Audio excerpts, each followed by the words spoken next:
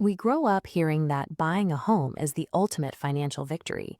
The prevailing logic says that the moment you sign the mortgage papers, you are officially building wealth. But for many buyers, the reality feels much closer to a vault door slamming shut. When people buy a house based entirely on emotion, because they love the vaulted ceilings or the backyard, they often ignore the immediate math.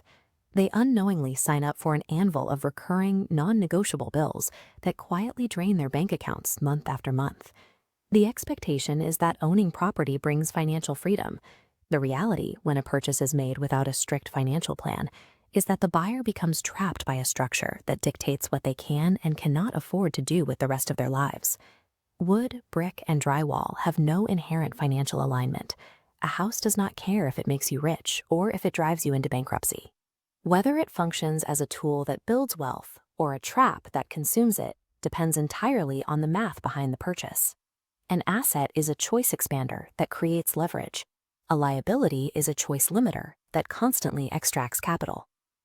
Traditional accounting assumes a newly purchased home as an asset, but on day one, it actually belongs suspended in the middle of the ledger. Real estate breaks standard accounting rules. The placement of a house on your personal ledger is completely fluid. Its status is dictated entirely by its ongoing cash flow, its location, and its long-term utility. To understand how a house moves across that ledger, we have to look at how we acquire it. Consumer debt, like car loans, credit card balances, or financing new furniture, is typically used to buy things that lose value or get consumed. This type of debt permanently damages your future purchasing power. A mortgage operates differently. It offers productive bank leverage. Instead of financing a depreciating consumer good, you are using the bank's money to acquire a hard asset with the potential for long-term growth. But a mortgage does not become productive simply because it is attached to a house. It becomes productive leverage only when it is deliberately tied to a property that actively supports your wealth-building goals.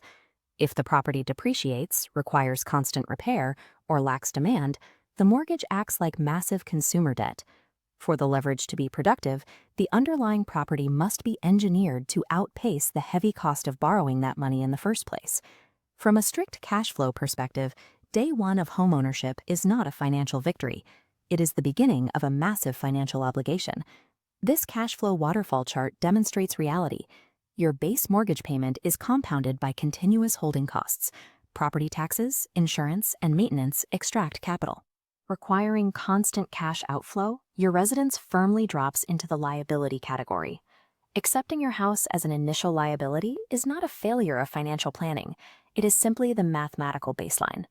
The goal of real estate is to strategically engineer that liability away over time.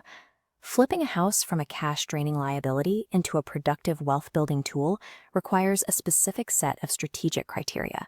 This dual-line graph tracks the flip. Loan amortization pays down principal, while appreciation pushes value up. Where they intersect, equity outpaces costs. Shielding against rent inflation, the maturing property creates options to eventually convert into an income-producing rental.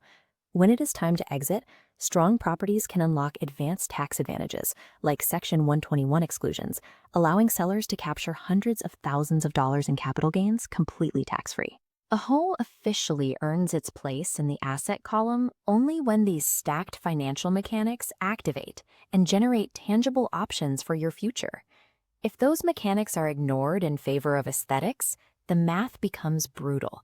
An emotional purchase driven by a pretty kitchen rather than solid numbers creates a vastly different outcome. A trap property typically features restrictive HOA rules that ban renting, sits in a stagnant market pocket with poor location fundamentals, and carries zero demand from future buyers or tenants.